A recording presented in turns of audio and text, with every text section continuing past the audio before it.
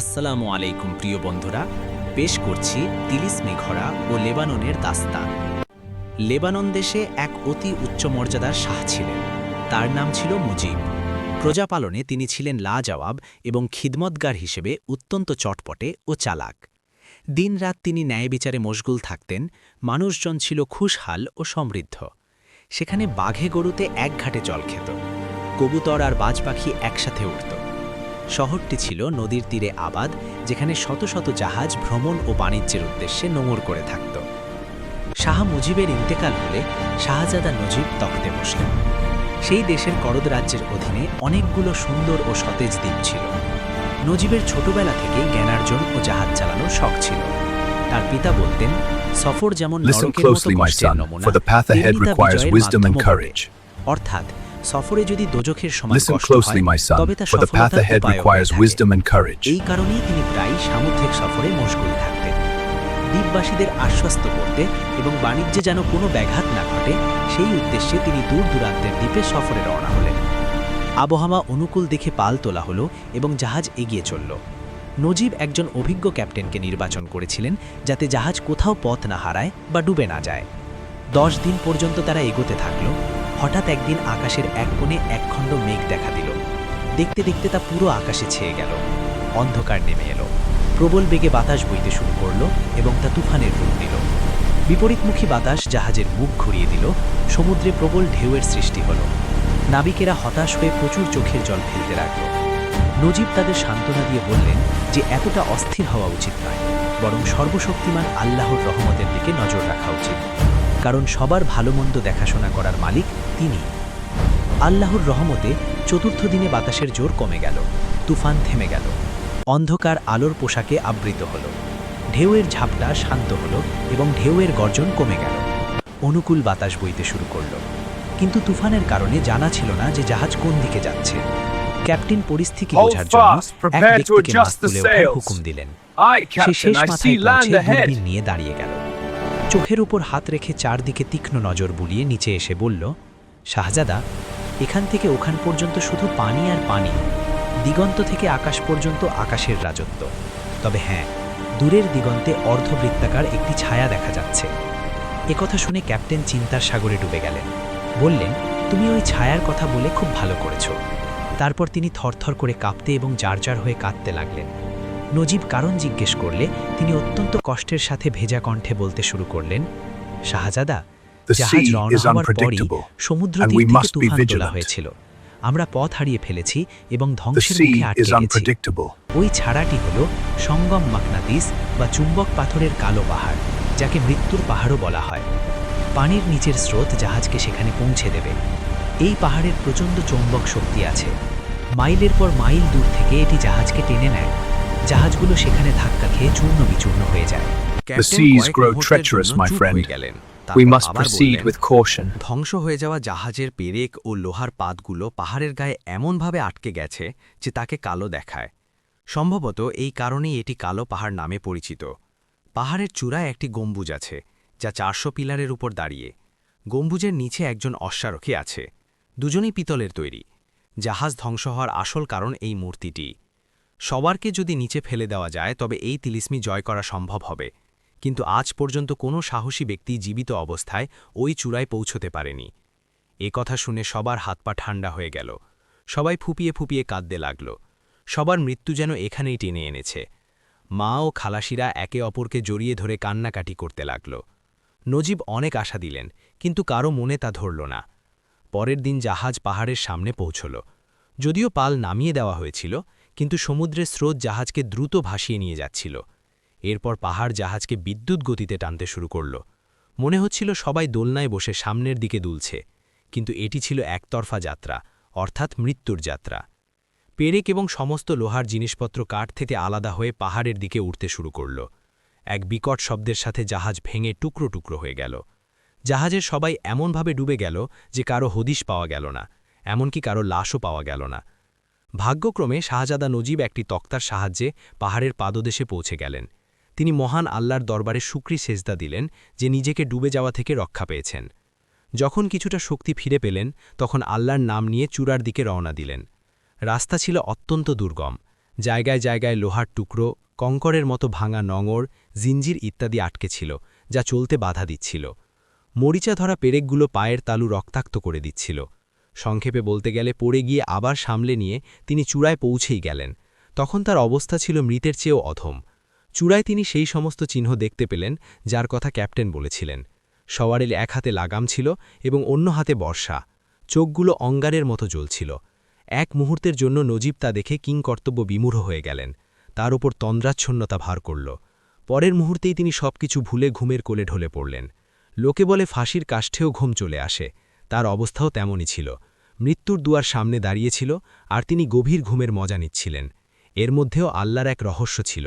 স্বপ্নে একজন পীর সাহেব তার সাথে কথা বললেন, জেগে ওঠার পর তোমার পায়ের নিচের মাটি খুঁড়বে, একটি তীর ধনুক পাবে। মূর্তির বুকে একটি ফলক ঝোলানো আছে, জাস্ট সেখানে তীর মারবে। যদি নিশানা মিস হয় তবে মনে রেখো তোমার লাশ কবরে রাখার মতো কেউ থাকবে না। সবার যখন সমুদ্রে পড়ে যাবে তবে সমুদ্র আরও বিশাল হবে, অর্থাৎ পানির স্তর উঁচুতে উঠবে এবং পুরো পাহাড় ডুবে যাবে, শুধু গম্বুজটি থেকে যাবে। কিন্তু তুমি মোটেও ভয় পাবে না, পাহাড় ডোবার আগেই ধনুকটি সেই জায়গায় দাফন করে দেবে। এরপর একটি নৌকা তোমার কাছে আসবে, যাতে একজন পিতলের নাবিক থাকবে। তুমি চুপচাপ উঠে পড়বে, সে তোমাকে এই তিলিস্মি থেকে মুক্তি দেবে। কিন্তু একটা কথা মনে রাখবে, সফরের সময় তোমার মুখ থেকে যেন একটি শব্দও বের না হয়, অন্যথায় পরিণাম খুব খারাপ হবে, কারণ এই সব কিছুই তিলিস্মের কারখানা। এতটুকু বলে পীর সাহেব গায়েব হয়ে গেলেন। শাহজাদা নজিব যখন জাগ্রত হলেন তখন এক অদ্ভুত চটপটে ভাব ও শক্তি অনুভব করলেন। খঞ্জলের সাহায্যে মাটি খুঁড়ে তীরধনুক বের করলেন। আল্লাহর নাম নিয়ে ফলকের দিকে তীর ছুড়লেন। তা ঠিক নিশানায় গিয়ে বিঁধল। সওয়ার গড়িয়ে গিয়ে সমুদ্রের গভীরতায় হারিয়ে গেল। নজিব ধনুকটি সেখানেই দাফন করলেন। পানি দ্রুত বাড়তে লাগল এবং পাহাড় ডুবে গেল। শুধু গম্বুজটি বাকি থাকল। দূরে একটি নৌকা দেখা গেল যা গম্বুজের দিকে আসছিল। শাহজাদা নজিব কোনো কথা না বলে তাতে সওয়ার হলেন। তার নাবিককে পিতলের রঙের এক প্রাণহীন মূর্তির মতো মনে হচ্ছিল, যে যান্ত্রিকভাবে নৌকা চালাচ্ছিল। নৌকায় খাবার দাবার ছিল, চারদিকে শুধু পানি আর পানি ছিল, কিন্তু কুল কিনারার দেখা পাওয়া যাচ্ছিল না। নবম দিনে কিছু সামুদ্রিক পাখি দেখা গেলে মনে একটু শান্তি এলো। কয়েক ঘণ্টা পর সবুজ পাহাড় ও গাছপালা দেখা গেল। ডাঙার লক্ষণ দেখে নজিব খুশিতে আত্মহারা হয়ে গেলেন এবং পীর সাহেবের উপদেশ ভুলে গেলেন। অনিচ্ছা সত্ত্বেও তার মুখ থেকে শুকরিয়ার শব্দ বেরিয়ে এলো। সাথে সাথেই নৌকা ডুবে গেল। উপকূল কাছেই ছিল। একটি বড় ঢেউ তাকে অগভীর পানিতে ফেলে দিল। তিনি সাঁতরে তীরে পৌঁছালেন। গরম বালুর ওপর উপুর হয়ে শুয়ে পড়লেন। নিজের কোনো হুঁশ ছিল না। মৃতের মতো কয়েক ঘণ্টা পড়ে থাকলেন। যখন জ্ঞান ও মেজাজ ঠিক হল, কাপড় শুকালেন এবং তীব্র ক্ষুধা অনুভব করলেন। ফল পেড়ে খাওয়ার পর শরীরে প্রাণ ফিরে এলো। সেই দ্বীপটি ছিল জান্নাতের মতো। বাগানগুলো ছিল বসন্তের মতো সুন্দর। সব রকমের সুস্বাদু ফলমূলের ফসল প্রস্তুত ছিল। কিন্তু আফসোস, সেই জান্নাতের মজা নেওয়ার মতো কোনো মানুষ সেখানে দেখা গেল না। সম্ভবত সেই দ্বীপটি দুনিয়া থেকে একদম আলাদা ছিল, তাই জীবনের কোনো চিহ্ন ছিল না। উঁচু গাছে চড়ে তিনি চারদিকে নজর বুলাতেন, যাতে কোনো জাহাজ দেখলে সাহায্যের সংকেত দিতে পারেন, কিন্তু প্রতিবারই ব্যর্থ হতেন। এই ভেবে যে এখন এই দ্বীপ থেকে বেরোনো অসম্ভব, নজিব নিজেকে আল্লাহর ইচ্ছার ওপর ছেড়ে দিলেন। ডালপালা কেটে একটি বড় গাছের আশ্রয়ে বড় একটি বাসা তৈরি করলেন এবং একটি বাগান সাজালেন। সেখানে হ্রদ ছিল, নীল আকাশে হাওয়ার নেশা ছিল, আর পাখিদের কিচিরমিচির ছিল। তিনি হ্রদে গোসল করতেন এবং ঘণ্টার পর ঘণ্টা সাঁতার কাটতেন। এইভাবে অনেক সপ্তাহ কেটে গেল। একদিন তিনি সৈকতে শামুক ঝিনুক খুঁজছিলেন। এমন সময় একটি জাহাজ আসতে দেখলেন। তার মন খুশিতে ভরে গেল। অবশেষে আল্লাহ তার দোয়া কবুল করেছেন এবং সাহায্যের জন্য জাহাজ পাঠিয়েছেন। কিন্তু মনে একটি চিন্তা এলো, জাহাজটি বণিকদের নাকি জলদস্যুদের? ইশারা করার আগেই জাহাজটি সেদিকেই আসছিল। তিনি সিদ্ধান্ত নিলেন লুকিয়ে দেখবেন কারা সওয়ার হয়ে আছে। দ্রুত একটি গাছে চড়ে পাতার আড়ালে নিজেকে লুকিয়ে ফেললেন। উপকূল থেকে কিছুটা দূরে জাহাজ থামল। একটি ছোট নৌকায় করে কয়েকজন লোক তীরে নামল। তারা সংখ্যায় ছিল 10 জন। দেখতে তাদের গোলামের মতো মনে হচ্ছিল। তারা কোদাল ও খনন যন্ত্র নিয়ে এক জায়গায় মাটি খুঁড়তে লাগল। প্রায় 1 ঘণ্টা ধরে তারা খোঁড়াখুঁজি করল। তাদের চেহারায় দুশ্চিন্তার ছাপ ছিল। সম্ভবত তারা কোনো গুপ্তধনের খোঁজে ছিল। অবশেষে কঠোর পরিশ্রমের পর একজনের মুখে খুশির চিৎকার শোনা গেল। এই তো পাওয়া গেছে। সব গোলাম সেদিকে দৌড়ে গেল। দ্রুত মাটি পরিষ্কার করতেই লোহার একটি পড়া দেখা গেল। জোর দিতেই কড়াটি উপরে উঠে এলো। তা ছিল একটি ভূগর্ভস্থ কক্ষের বা তাহাখানার দরজা। 4 জন গোলাম ভেতরে গেল এবং 6 জন নৌকার দিকে গেল। তারপর নৌকা নিয়ে জাহাজে পৌঁছাল। এবার 2টি নৌকা আসছিল। নজিব দেখলেন গোলামেরা বিভিন্ন ধরনের খাবার দাবার ও আসবাবপত্র মাথায় করে তাহাখানায় নিয়ে যাচ্ছে। নৌকাগুলো আবার জাহাজে গেল। এবার এক নৌকায় বড় বড় সিন্দুক ছিল এবং অন্য নৌকায় একজন বয়স্ক ব্যক্তি ও সাথে শাহী পোশাকে 14-15 বছরের এক কিশোরকে দেখা গেল। সবাই তাহাখানায় অদৃশ্য হয়ে গেল।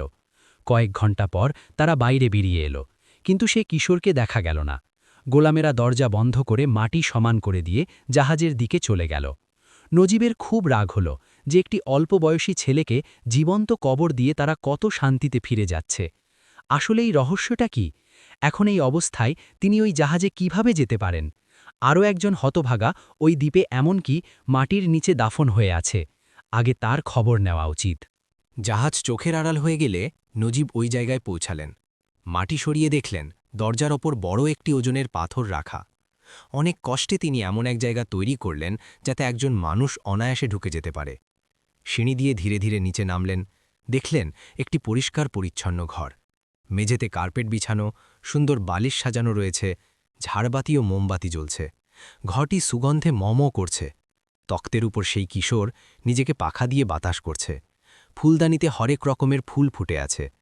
পায়ের আওয়াজ শুনে সে চমকে উঠল, যেমন শিকারীর আওয়াজ শুনে হরিণ চমকে ওঠে। এক অপরিচিত ব্যক্তিকে ঘরে দেখে সে অবাক হয়ে গেল। নজিব তার মনের অবস্থা বুঝতে পেরে সান্ত্বনা দিয়ে নরম স্বরে বললেন, ভয় পেও না শাহজাদা, বা তুমি যেই হও, আমি তোমার শত্রু নই, বন্ধু। আমার নাম নজিব। মুসিবতে পড়া কপাল পড়া এক ব্যক্তি আমি। ঘুরতে ঘুরতে এখানে এসেছি। এখানে আসাতে আমার বুদ্ধির কোনো হাত নেই। ঝড়ের কবলে পড়ে আমি এখানে পৌঁছেছি।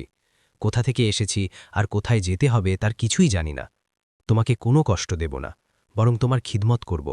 তুমি ভাগ্যবান যে আমাকে তোমার মুক্তির জন্য আল্লাহ এখানে পাঠিয়েছেন। তবে আগে তোমার এখানে দাফন হওয়ার কারণ বলো। নজিবের এই নরম কথায় কিশোরটি কিছুটা শান্ত হল। সে সম্মান দিয়ে নজিবকে পাশে বসালো, আল্লাহর নাম নিয়ে কথা বলা শুরু করল। আমার কাহিনী নিহায়ত অদ্ভুত, যা শুনলে আপনি অবাক হবেন। আমাকে জীবন্ত দাফন করার পেছনে এক রহস্য আছে। এক মুহূর্তের জন্য সে চুপ হয়ে গেল। রহস্য ফাঁস করবে কি করবে না ভাবল। সুরাহি থেকে শরবত ঢেলে নজিবকে দিল, নিজেও পান করল এবং তার দাস্তান এভাবে বর্ণনা করল।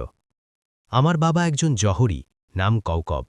নিজের মেহনত ও নিপুণতায় তিনি অনেক সম্পদ অর্জন করেছেন। তার শত শত গোলাম ও কুঠি আছে। অনেক জাহাজ চলে। দূর দূরান্তের দেশে তিনি বাণিজ্য করেন। আল্লাহর দেওয়া সব কিছুই আছে, কিন্তু কোনো আত্মিক সুখ ছিল না। তার কাছে অগণিত হীরে জহরত ছিল, কিন্তু তিনি এমন এক রত্নের তালাশে ছিলেন যা তার চোখের আলো হতে পারে। সম্পদ অনেক ছিল, কিন্তু কোনো সন্তান ছিল না। তিনি অনেক দান খয়রাত করলেন, চিকিৎসা করালেন, কিন্তু কোনো ফল হল না। অবশেষে ভাগ্যের কাছে হার মানলেন। কয়েক বছর পর তার ইচ্ছা পূরণ হল, অর্থাৎ আমার জন্ম হল। তিনি এমন এক রত্ন পেলেন যা তার জীবনের শ্রেষ্ঠ রত্ন ছিল। তার খুশি সীমা ছাড়িয়ে গেল। তিনি অনাথ ও দরিদ্রদের জন্য ধনের ভাণ্ডার খুলে দিলেন। আমার নাম রাখা হল খুশবাখাত। জ্ঞানী ও জ্যোতিষীদের কাছে আমার ভবিষ্যতের কথা জানতে চাইলেন। তারা গণনা করে রায় দিলেন যে এই ছেলেটির ভাগ্য আকাশে থাকবে। দূর সমুদ্রের কালো পাহাড়ে পিতলের এক অশ্বারোহী মূর্তি আছে। এই অশুভ মূর্তিটি এক শাহজাদার হাতে ধ্বংস হবেন। যদিও সেই শাহজাদা নাবিকদের রক্ষাকারী হবেন, কিন্তু খুশবাখাতের জন্য তিনি দুর্ভাগ্যের কারণ হবেন এবং তার মৃত্যুর মাধ্যম হবেন। এ কথা শুনে নজিব চমকে উঠলেন, কিন্তু তৎক্ষণাৎ নিজেকে সামলে নিলেন। নিজের আচরণে বুঝতে দিলেন না যে তিনিই সেই শাহজাদা নজিব। খুশবাখাত পাশ ফিরল এবং নজিব তার মাথায় বালিশ ঠিক করে দিলেন। তখন সে বাকি কাহিনী বলতে শুরু করল। এই ভবিষ্যৎবাণী শুনে আমার বাবা মায়ের দিনের চ্যান ও রাতের ঘুম হারাম হয়ে গেল। আমার লালন পালন এক কয়েদির মতো হতে লাগল, যার ফাঁসির সময় আগে থেকেই ঠিক করা আছে। বাবা আমার অনেক যত্ন নিতেন।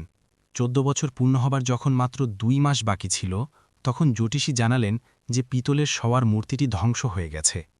এ কথা শুনে বাবার অস্থিরতা আরও বেড়ে গেল। তিনি কান্নাকাটি করতে লাগলেন। আমার মৃত্যু যেন নিশ্চিত হয়ে গিয়েছিল।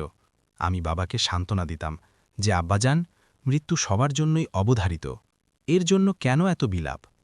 আমার কথায় বাবার মনের বোঝা কিছুটা হালকা হলো। তিনি 1 বছর আগেই এই নির্জন দ্বীপে এই মাটির নিচের ঘরটি বানিয়েছিলেন, যাতে 40 দিন পর্যন্ত আমি দুনিয়ার নজরে না আসি।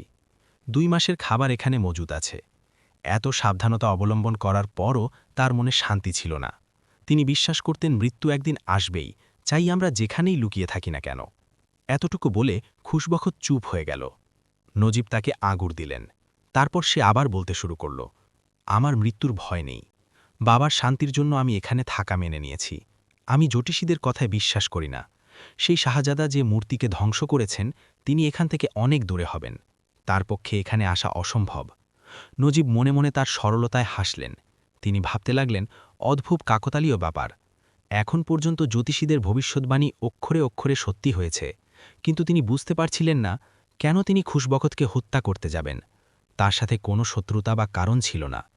তিনি খুশবখতকে বললেন, তুমি ভয় পেও না, আল্লাহকে ডাকো, তোমাকে কোনো বিপদ স্পর্শ করবে না। আল্লাহ আমাকে তোমার হেফাজতের জন্য পাঠিয়েছেন। আমি এই 40 দিন তোমার সাথেই থাকব। এই সময় পার হলেই তোমার বাবা আসবেন এবং আমি তার সাথেই তোমার শহরে গিয়ে আমার নিজের দেশে রওনা হব। নজিব বিভিন্ন কাহিনী শুনিয়ে তার মন বহলাতেন। খুশবখত খুব মেধাবী ছিল।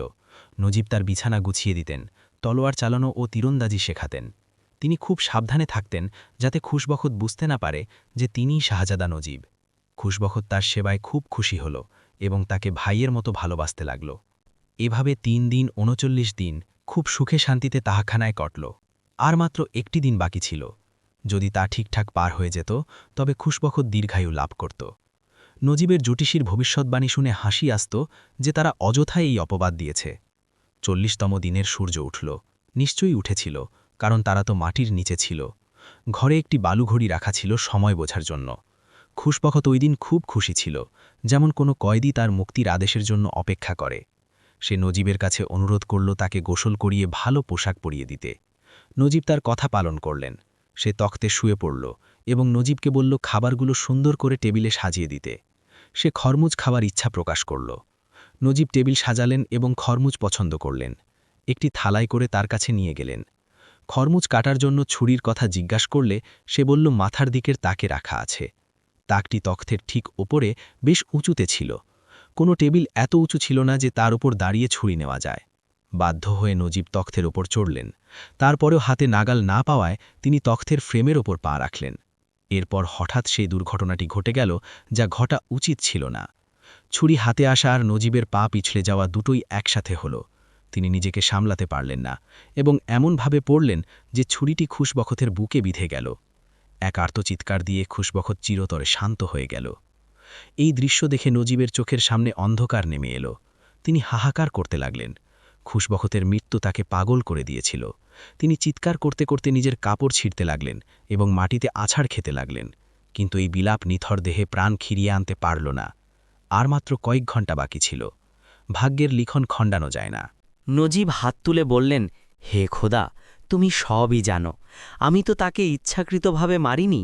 তার মৃত্যু আমার হাতেই নির্ধারিত ছিল। এখন সেই হুজরাটি খুশবক্তের মাকবারা বা কবরে পরিণত হয়েছে। সেখানে থাকা এখন বিপজ্জনক ছিল। তার সব সেবা ও নেকি বৃথা গেল। খুশবক্তের কথা অনুযায়ী জাহাজ আসতেই হবে, এই ভেবে তিনি পালানোর পথ খুঁজলেন। তাহাখানা থেকে বের হয়ে তিনি উপকূলের দিকে ছুটলেন। একটি জাহাজের পাল দেখা গেল। সম্ভবত সেটি জহুরি ককবেরই ছিল। তিনি আবার সেই গাছে গিয়ে লুকালেন। জাহাজ নোঙর করার পর দুটি নৌকা তীরে এলো। গোলামেরা দৌড়ে তাহাখানার কাছে গেল এবং দরজা খোলা দেখে ভয় পেয়ে গেল। ভেতরে গিয়ে যখন তারা সব জানতে পারল, তখন তাদের কান্নায় আকাশ বাতাস ভারী হয়ে গেল। এক গোলাম দৌড়ে গিয়ে ককবকে খবর দিল। বৃদ্ধ জহুরি তা শুনে অজ্ঞান হয়ে গেলেন। গোলামেরা খুশবক্তের লাশ নিয়ে জাহাজের দিকে চলে গেল এবং তাহাখানার সব আসবাবপত্র জাহাজে তুলে নিল। তারপর ককবকেও অজ্ঞান অবস্থায় নিয়ে গেল। জাহাজ তার দেশের দিকে রওনা হল। নজিব হাহাকার নিয়ে জাহাজের দিকে তাকিয়ে রইলেন। তিনি অঝরে কাঁদতে লাগলেন। যখন একটু সুস্থ হলেন, আবার তাহাখানায় গেলেন। সেখানে এক হাহাকার অবস্থা। আগের দিন যে ঘরটি দুলহানের মতো সাজানো ছিল, আজ তা এক বিধবার মতো উজাড় হয়ে গেছে। নজিব সেখানে বেশিক্ষণ থাকতে পারলেন না এবং তার বাসার দিকে চললেন। ৪০ দিনের অনুপস্থিতিতে বন্য পশুপাখি তার বাসা তছনছ করে দিয়েছিল, বাগান ভেঙে গিয়েছিল, কোথাও কোনো ফুল ফুটে নেই। দুঃখের রাজত্ব আর ধ্বংসের রহস্যই যেন সব ছিল। রাজত্ব করা ব্যক্তির মাথায় আজ মুসিবতের তাজ ছিল। সে হৃদয়ের রক্ত পান করত আর কলিজার জখম সেলাই করত। রাতে সেই তাহাখানাতেই ঘুমাত। সকাল হতেই পথের সন্ধানে এদিক ওদিক হন্যে হয়ে ঘুরে বেড়াত, কিন্তু কোনো পথ খুঁজে পেত না। একদিন সে হ্রদের দিকে গেল, যেখানে সে ঘণ্টার পর ঘণ্টা গোসল করত। অনেক চক্কর কাটল এটা দেখার জন্য যে কোনো ঝর্ণা বয়ে কোথাও যাচ্ছে কিনা। অবশেষে আশা পূরণ হল। একটি ছোট নদী হ্রদ থেকে বের হয়ে বয়ে যাচ্ছিল। সে তার সাথে সাথে চলতে শুরু করল। কয়েকদিন ধরে সে চলল। একদিন আগুনের মতো কোনো একটা জিনিস জ্বলতে দেখল, কিন্তু সেখানে কোনো ধোঁয়া ছিল না। আলোটা ছিল অদ্ভুত, যেন কোনো আয়না চমকাচ্ছে। সে খুশি মনে সেদিকে পা বাড়াল। দেখল সেটি একটি তামার প্রাসাদ। সূর্যের আলোতে তা বনের আগুনের মতো জ্বলছিল। প্রাসাদটি এতই আলিশান ছিল যে তার চমকে চোখ ধাঁধিয়ে যাচ্ছিল। অবশেষে সূর্য যখন পেছনের দিকে গেল, তখন প্রতিফলন কমে এলো। তখন সে চোখ ভরে প্রাসাদটি দেখল, যা নির্মাণশৈলীতে ছিল অনন্য। এক পাশ থেকে ১০ জন অত্যন্ত সুন্দর নজওয়ান ছেলে বের হয়ে এলো। নজিব খুব অবাক হলেন যে তাদের সবারই ডান চোখ অন্ধ ছিল। একজন দীর্ঘদেহী নুরানি চেহারার বৃদ্ধ সবার আগে চলছিলেন। নজিবকে দেখে তিনি স্বাগত জানালেন। তিনি অভিজ্ঞ ছিলেন, বুঝে গেলেন যে এটি কোনো বিপদগ্রস্ত পথভোলা মুসাফির। তার জীর্ণ দশা দেখে তিনি দয়া করলেন এবং পেছনে আসার ইশারা করলেন। ১০ জন নজওয়ানের মিছিলে সে প্রাসাদের ভেতরে গেল। একের পর এক দালান পেরিয়ে তারা একটি বড় ঘরে পৌঁছল। মাঝখানে ১০টি মসনদ আসন সাজানো ছিল, ৫টি ডান দিকে, 5টি বাম দিকে। পেছনে তাদের থাকার হুজরা বা কক্ষ ছিল। ১১ নম্বর ঘরটি ছিল সেই বৃদ্ধের। সবাই নিজ নিজ মসনদে বসে পড়ল। বৃদ্ধ সামনে একটি ছোট মার্বেল পাথরের তখতে গিয়ে বসলেন। একজন নজওয়ান তাকে মেঝেতে বসার ইশারা করল। তারপর বৃদ্ধ নরম সুরে জিজ্ঞেস করলেন, এমন কি বিপদ এলো যে তুমি এতই হয়রান ও পেরেশান? তোমার নাম বলো, এখানে আসার উদ্দেশ্য বলো। নজিব বলল, আমি একাকী মুসাফির, লেবাননের অধিপতি নজিব। তারপর শুরু থেকে শেষ পর্যন্ত সব হাল বর্ণনা করল, যা শুনে তারা দুঃখ প্রকাশ করল। বৃদ্ধ ইশারা করলেন। দেখতে দেখতে চমৎকার দস্তরখান বিছিয়ে গেল। খাবারের গন্ধে সে অস্থির হয়ে পড়ল। কয়েকদিনের ক্ষুধার্ত ছিল সে। ইশারা পেতেই খাবারের ওপর ঝাঁপিয়ে পড়ল। যখন পেটের আগুন শান্ত হল, তখন মাথা কাজ করতে শুরু করল। বৃদ্ধ তাকে গল্পটি আবারও বলতে বললেন। সে পুনরায় তার দাস্তান বর্ণনা করল। বৃদ্ধ তাকে দামি পোশাক উপহার দিলেন এবং বললেন, এখানে আমরা যাই করি না কেন, কোনো বিষয় সম্পর্কে কখনো কিছু জিজ্ঞেস করবে না, আর কোনো কাজে বাধা দেবে না। চুপচাপ বসে থাকবে এবং সবার ডান চোখ কেন নষ্ট হলো এই প্রশ্ন করবে না। অন্ধকার ঘনিয়ে আসছিল। তাকগুলোতে মোমবাতি জ্বালানো হলো। ঝাড়বাতি জ্বলে উঠল। ঘরটি আলোয় ভরে গেল। দেওয়াল থেকে আলো প্রতিফলিত হয়ে রংধনুর রঙে চারপাশ রঙিন করে তুলছিল। ১০ জন যুবক উঠে নিজ নিজ কক্ষে গেল এবং কালো পোশাক পরে থালায় করে কিছু নিয়ে এলো। সামনের টেবিলে রেখে তা খুলল। তাতে ছাই আর কয়লার কালি ছিল। পানির মিশ্রণ তৈরি করে তারা মুখে মাখতে লাগল।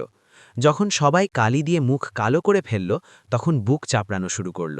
তারা কাঁদতে থাকল আর বলতে থাকল, হায়, আমাদের জীবন বরবাদ হয়ে গেল। দেখো আমাদের বোকামি ও নাদানির ফল।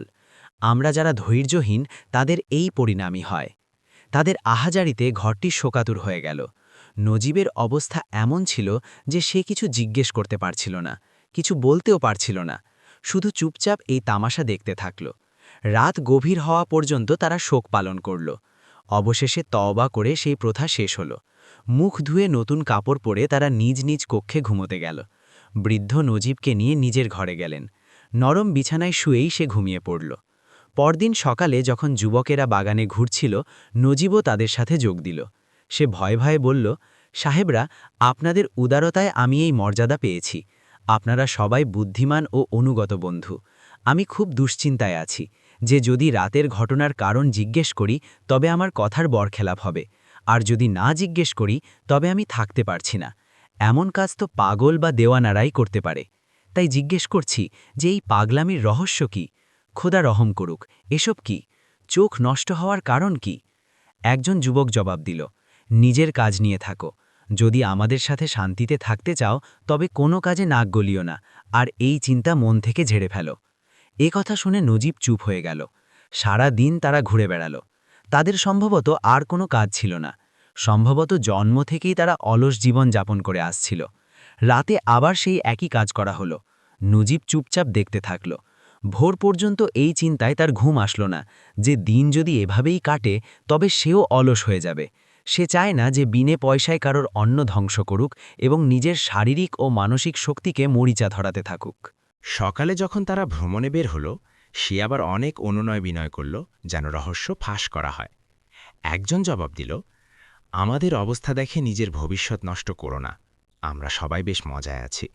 তুমি নিজের কথা ভাবো, বাগান ভ্রমণ করো, ফুলের সুগন্ধে মন ভালো করো, প্রকৃতির শুকরিয়া আদায় করো যে 10 রকমের শাহী খাবার খেতে পাচ্ছ। এখন কেন কাঁদছ? নিজের জান কেন খোয়াচ্ছ? অন্যজন বলল, তোমার ভালো আর বন্ধুত্বের খাতিরেই আমরা সত্যটা বলছি না, পাছে তোমার অবস্থাও আমাদের মতো হয়ে যায়। আরাম ও শান্তিতে থাকো, নতুবা নিজের পথ দেখো। নজিব বলল, আপনারা আমার চিন্তা করবেন না। বড় বড় বিপদের মোকাবেলা করেছি আমি। ডান চোখ নষ্ট হওয়ার রহস্য জানার জন্য আমি খুব উদ্গ্রীব। নজওয়ানটি তাকে সতর্ক করল যেন এটি শেষ সাবধানবাণী। মিয়া শাহজাদা, খোদা না করুক যদি কোনো দুর্ঘটনার কারণে তোমার চোখ নষ্ট হয়ে যায়, তবে মনে রেখো এই প্রাসাদে তোমার জায়গা হবে না, কারণ এখানে সংখ্যা পূর্ণ হয়ে গেছে। 11 নম্বর ব্যক্তির জন্য কোনো জায়গা নেই। তোমাকে অন্য কোথাও আস্তানা খুঁজতে হবে। নজিব বিনয়ের সাথে বলল, যদিও আপনাদের মতো শরীফ মানুষদের থেকে আলাদা হতে হবে, তবুও আমি আমার জেদে অটল থাকব। আমার জীবন এখন কি কাজে আসবে? আমার তখাত শূন্য পড়ে আছে। রাজসভার লোকজন কান্নাকাটি করছে। আমি ভাগ্যের আবর্তে ডুবে আছি। এখন তো নিজের ছায়াও বোঝা হয়ে দাঁড়িয়েছে। এখানে থাকা দুষ্কর। এই অটল সিদ্ধান্ত শুনে তারা সবাই হাসল। তারপর একটি ভেড়া জবাই করে তার চামড়া ছাড়িয়ে নিল। একটি খঞ্জর দিয়ে বলল, এটি সাবধানে রেখো, কাজে আসবে। তোমাকে চামড়ার ভেতরে মুড়িয়ে সেলাই করে দেব এবং ময়দানে ফেলে দেব। তারপর রুখ নামের এক বিশাল পাখি আসবে। ভেড়া মনে করে সে তোমাকে তুলে নিয়ে উড়বে। একটি উপত্যকায় নামিয়ে সে তার বাচ্চাদের সাথে তোমাকে খাওয়ার চেষ্টা করবে। ঠিক সেই সময় খঞ্জর দিয়ে চামড়া কেটে বাইরে বেরিয়ে আসবে। রুখের চঙ্গল থেকে বাঁচতে পারলে বুঝবে ভাগ্য তোমার সহায়। ওই ভয়ঙ্কর পাখি শিকারকে সহজে ছাড়ে না। সেখান থেকে কিছু দূরে একটি অদ্ভুত দুর্গ পাবে। তার দরজা সবসময় খোলা থাকে। কোনো দ্বিধা ছাড়াই ভেতরে চলে যাবে। সেখানে পরীদের একটি প্রাসাদ দেখতে পাবে। আমরা সবাই একে একে সেখানে ভ্রমণ করেছি, এখন তোমার পালা। সেখানে আমাদের উপর কি ঘটেছিল আর কেমন দুর্ঘটনা ঘটেছিল তা ভাষায় বর্ণনা করা যাবে না। সেখানে থাকার পর তুমি নিজেই সব বুঝতে পারবে। তারপর নজিবকে চামড়ার ভেতর সেলাই করে ময়দানে ফেলে দেওয়া হলো। চামড়ার দুর্গন্ধে মাথা ফেটে যাচ্ছিল, শুধু মুখের অংশটুকু খোলা ছিল। কিছুক্ষণ পর জোরে ঝড় বইতে শুরু করল। তারপর হঠাৎ মেঘে ছেয়ে গেল। এরপর এক ভয়ানক দৃশ্য দেখা গেল। এক বিশাল পাখি ছোঁ মেরে শিকারকে তুলে নিয়ে উড়ল। নজিব এখন বুঝতে পারলেন যে এটিই ছিল রুখ পাখি। তার ডানা ঝাপটানোতে ঝড়ের আভাস পাওয়া যাচ্ছিল। তার ছায়াটিকেই সে মেঘ মনে করেছিল। রুখ আকাশের বিশালতায় উঠছিল, আর নজিব নিজের নিরাপত্তার জন্য দোয়া করছিল। রুখ পাখি মাটিতে নামামাত্রই নজিব খঞ্জর দিয়ে চামড়া কাটতে শুরু করলেন। রুখ তার বাচ্চাদের দিকে ফিরল। ঠিক সেই সুযোগে নজিব দৌড়ে পালিয়ে গেলেন। রুখ ভ্যাবাচাকা খেয়ে চামড়াটিকে উল্টে পাল্টে দেখছিল। সে বুঝতে পারছিল না ব্যাপারটা কি। নজিব দৌড়ে দুর্গের কাছে পৌঁছালেন। সেখানে কোনো দুর্গাধিপতি বা দারোয়ান ছিল না যে নজিবের আগমনের ঘোষণা দেবে। সে নির্ভয়ে ভেতরে ঢুকে পড়ল। সেখানকার জাদুকরী পরিবেশ দেখে মনের সব দুঃখ দূর হয়ে গেল। সে একটি চমৎকার প্রাসাদ দেখল। বাগানটি ছিল জান্নাতের মতো। পাখির ডাক আর ফুলের গন্ধে মন ভরে গেল। হাঁটতে হাঁটতে সে এক বারান্দায় পৌঁছাল।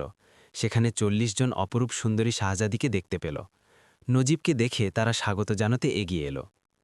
স্বাগতম হে শাহজাদা, আমরা অনেক দিন ধরে আপনার অপেক্ষায় ছিলাম। তারপর নজিবকে একটি দালানি নিয়ে গিয়ে আসনে বসালো। একজন পা ধোয়ার জন্য গরম পানি আনল। এরপর সুগন্ধি পানি দিয়ে তার মুখ ধুইয়ে দেওয়া হলো। শাহজাদি জাকেলা তাকে রাজকীয় পোশাক পরতে দিলেন। কেউ তার মাথায় পাগড়ি পরিয়ে দিল, যাতে একটি বড় হিরে ঝুলছিল। তারপর নানা পদের খাবার দস্তরখানে সাজানো হলো। রূপার থালায় ফল সাজানো হলো। খাওয়ার পর নজিবকে দিওয়ানে খাসে নিয়ে যাওয়া হলো এবং তাকে সোনার শাহীন তখতে বসানো হলো। তখ্তের পেছনে একটি ঈগল তার ডানা এমনভাবে মেলে ধরেছিল যেন তার ছায়ায় বসা ব্যক্তিটি তার আশ্রয়ে আছে। তখ্তের কারুকাজ ছিল হিরে ও ইয়াকুত পাথরের। নজিব তখ্তে বসে নিজেকে বিশাল এক সাম্রাজ্যের বাদশা মনে করতে লাগলেন। এরপর আমোদ প্রমোদের আসর বসল। শাহজাদিরা নাচ গানের আয়োজন করল। সেই মোহময় পরিবেশে নজিব এমনভাবে হারিয়ে গেলেন যে কখন ঘুমিয়ে পড়লেন তা মনেও থাকল না। পরদিন বেলা চড়া পর্যন্ত সে ঘুমানো। চোখ খুলে দেখল এক শাহজাদি মৃদুসুরে বাদ্যযন্ত্র বাজাচ্ছে, যার সুর শিরায় শিরায় প্রশান্তি দিচ্ছিল। সে উঠে গোসল করল এবং রাজকীয় পোশাক পরে শাহীন তখ্তে বসল। এক শাহজাদি তাকে তার বীরত্বগাথা বর্ণনা করার অনুরোধ করল। তারা সবাই তার প্রতি খুব সদয় ছিল। নজিব তার অদ্ভুত দাস্তান শুরু থেকে শেষ পর্যন্ত বর্ণনা করলেন। এভাবেই আনন্দ ফুর্তিতে দিন কাটতে থাকল। কষ্টের দিনগুলো দূর হয়ে গেল। একদিন অভ্যাসমতো যখন শাহজাদিরা সামনে এলো, দেখল তারা সবাই খুব উদাস। সে তাদের বিষণ্ণতার কারণ জিজ্ঞেস করল। তখন ছোট শাহজাদি বলল, শাহজাদা, এখন আমাদের যাওয়ার সময় হয়ে গেছে। আমরা ৪০ জন শাহজাদি এই বিরান প্রাসাদে জীবন কাটাতে বাধ্য। তবে বছরে একবার আমরা আত্মীয়দের সাথে দেখা করার সুযোগ পাই। আমরা কোন জিনের প্রভাবে আছি তা আজও জানতে পারিনি। কে সেই শক্তিশালী সত্তা যে অদৃশ্যভাবে আমাদের ওপর শাসন করে? তবে তার জাদু আমাদের কোনো ক্ষতি করেনি, আর আমরা জানার চেষ্টাও করিনি, কারণ এখানে আমরা সেই সব সুখ সুবিধা আর স্বাধীনতা পাই যা একজন শাহজাদির পাওয়া উচিত। আগামীকাল আমাদের ১ বছর পূর্ণ হচ্ছে। আজ আমরা বিদায় নিচ্ছি। শাহজাদি দিলারাম কথা বলতে থাকলেন। আমাদের চলে যাওয়ায় আপনার কষ্ট হবে, কিন্তু বিদায় নেওয়ার আগে আমরা আপনার বিনোদনের ব্যবস্থা করে যাব। এই নিন চাবি। এই প্রাসাদে ৪০টি কক্ষ আছে, যা আপনি এখনও দেখেননি। আমাদের চলে যাওয়ার পর প্রতিদিন একটি করে কক্ষ খুলে দেখবেন। সেখানে অদ্ভুত সব দুনিয়া আছে।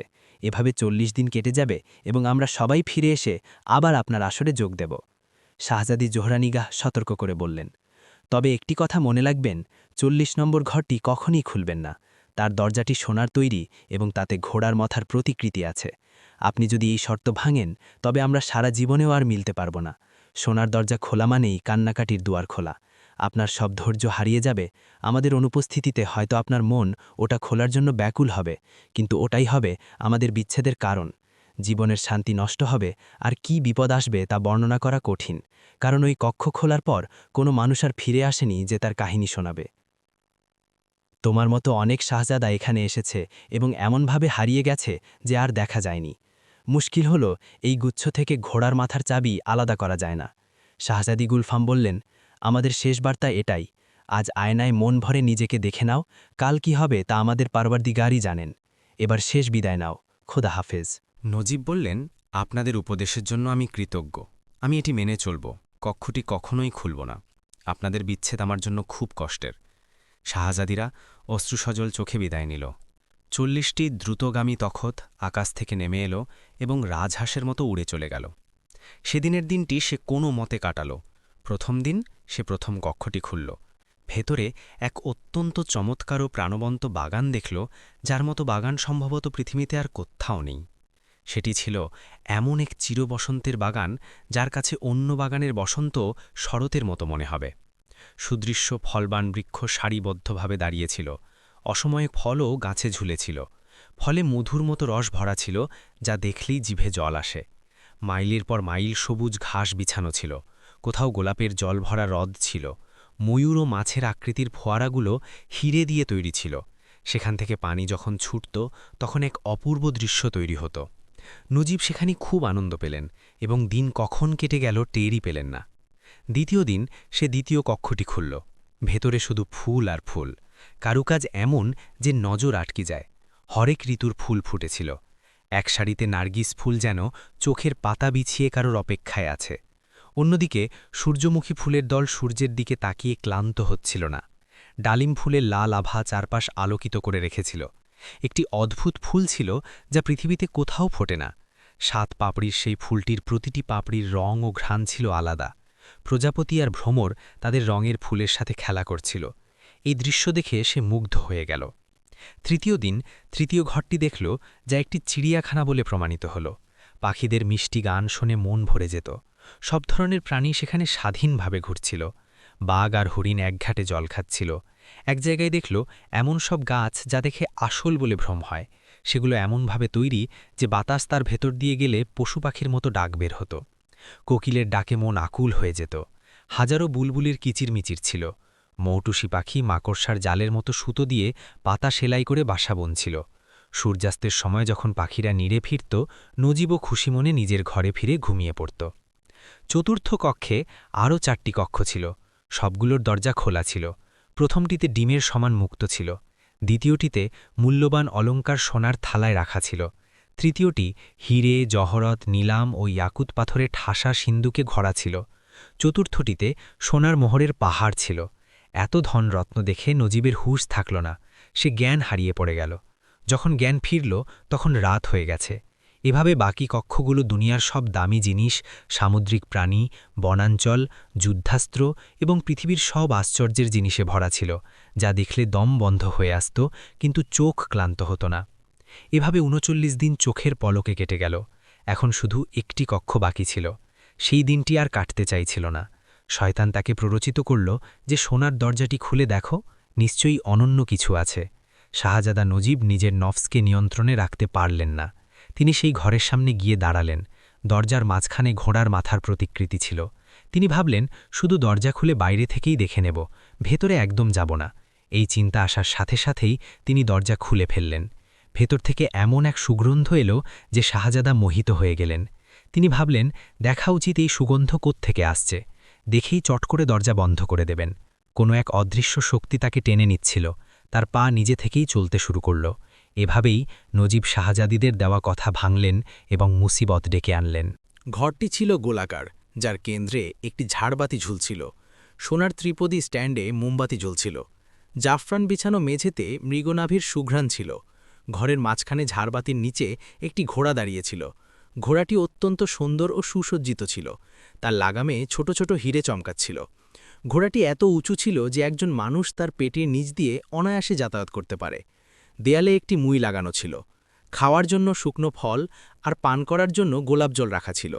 নজিবের নজর যখন সেই তিলিস্মি ঘোড়ার চোখের উপর পড়ল, তখন সে শিউরে উঠল। ঘোড়াটির চোখ ছিল রক্তের মতো লাল। সে নজিবের দিকে হিংস্রভাবে তাকিয়েছিল। নজিব ভয় পেয়ে গেল, যেমন কোনো শিশু প্রথমবার হিংস্র সিংহ দেখে ভয় পায়। তারপর তার সাহস জেগে উঠল। সে লাগাম ধরে ঘোড়াটিকে বাইরে বের করে আনল, যাতে দিনের আলোতে ভালোভাবে দেখা যায়। ঘোড়াটিও আভিজাত্যের সাথে বাইরে বেরিয়ে এলো, যেন সে এটার জন্যই অপেক্ষা করছিল। নজিব তার গায়ে হাত বোলালে তার খুব নরম লাগল। তার শরীর থেকে এক মিষ্টি ঘ্রাণ বের হচ্ছিল, যা নজিবের জ্ঞানকে কমিয়ে দিচ্ছিল। তার ওপর চড়ার জন্য নজিবের মন আকুল হল। সে মই নিয়ে এলো এবং ঘোড়ার ওপর উঠে বসল। এরপর পা দিয়ে মইটি ফেলে দিল। এই সব কিছুই যেন কোনো রহস্যময় শক্তির প্রভাবে হচ্ছিল। সে ঘোড়াটিকে সামনে চালাতে চাইল, কিন্তু ঘোড়াটি এক চুলও নড়ল না। এবার নজিবের রাগ হল। সে চাবুক মারামারি করতেই ঘোড়াটি ভয়ঙ্কর শব্দের রেশা ডাক দিল এবং তার ডানাগুলো, যা আগে দেখা যায়নি, মেলে ধরে পরীর মতো আকাশে উঠতে শুরু করল। সেটি এত উপরে উঠল যে মাটি পর্যন্ত দেখা যাচ্ছিল না। পড়ে যাওয়ার ভয়ে সে ঘোড়ার ঘাড় জড়িয়ে ধরল। কয়েক ঘন্টা ওড়ার পর ঘোড়াটি নিচে নামতে শুরু করল এবং একটি পুরনো দুর্গের চূড়ায় নামল। সেই বিশ্বাসঘাতক ঘোড়াটি নজিবকে নামার সুযোগটুকুও দিল না। সে তার পিঠ এমনভাবে ঝাড়া দিল যে নজিব বলের মতো গড়িয়ে পড়ে গেল। এরপর সেই আগুনের মতো ঘোড়াটি তার ডান চোখে এমন এক লাথি মারল যে চোখটি নষ্ট হয়ে গেল। নজিব ব্যথায় কাতরাতে লাগল। তার সুন্দর চেহারা নষ্ট করে দিয়ে সেই বেওয়াফা ঘোড়াটি যেদিক থেকে এসেছিল সেদিকেই মিলিয়ে গেল। চোখের ব্যথায় সে অস্থির হয়ে পড়ল। অনেক কষ্টে সে নিচে নামল এবং লতাপাতার রস লাগাল। কিছুটা শান্তি পাওয়ার পর হুঁশ ফিরল। কিছুটা পথ চলার পর সেই পুরনো প্রাসাদটি নজরে এলো। 10 জন নওজোয়ান সেই বৃদ্ধের সাথে এগিয়ে এলেন। এখন নজিব তার বোকামি বুঝতে পারলেন। রহস্য ফাঁস হল। সেই 10 জন নওজোয়ানের ডান চোখ এভাবেই নষ্ট হয়েছিল। বৃদ্ধ বললেন, এই 10 জনও তোমার মতো অত্যাচারিত। ওই দুষ্ট ঘোড়ার লাথির স্বাদ নিয়ে তারা এখানে এসেছে। যদি সোনার দরজা না খুলতে, তাহলে রাজকীয় সুখে থাকতে পারতে। এই প্রাসাদে এখন তোমার জন্য আর কোনো জায়গা নেই। তোমার জন্য মঙ্গল এটাই যে তুমি বাগদাদে চলে যাও এবং খলিফা হারুনুর রশিদের দরবারে আশ্রয় নাও। এই মলমটি নাও, চোখের জখম সেরে যাবে। নজিব অনুশোচনার চোখের জল ফেলতে ফেলতে সেখান থেকে রওনা হলেন। ক্ষুধার্থ ও তৃষ্ণার্থ অবস্থায় কোনো মতে পথ চলে তিনি বাগদাদের দিকে চললেন। এখন আর সেই জাঁকজমক নেই, শুধু নামটুকুই বাকি রয়েছে। আজ এটিও নেই, ওটিও নেই, শুধু এক পুরনো দাস্তান বলার আর শোনার জন্য বাকি রয়ে গেছে। তাই আমরা তা পেশ করলাম, কিস্সা খাতম ও সালাম। প্রিয় বন্ধুরা, কাহিনীটি কেমন লাগলো আমাদের কমেন্ট করে অবশ্যই জানাবেন। আর এমন সব মজার গল্পের জন্য আমাদের চ্যানেলটিকে সাবস্ক্রাইব করুন এবং বেল আইকনটি চেপে দিন, যাতে নতুন ভিডিওর নোটিফিকেশন সময় মতো পেতে পারেন। ধন্যবাদ।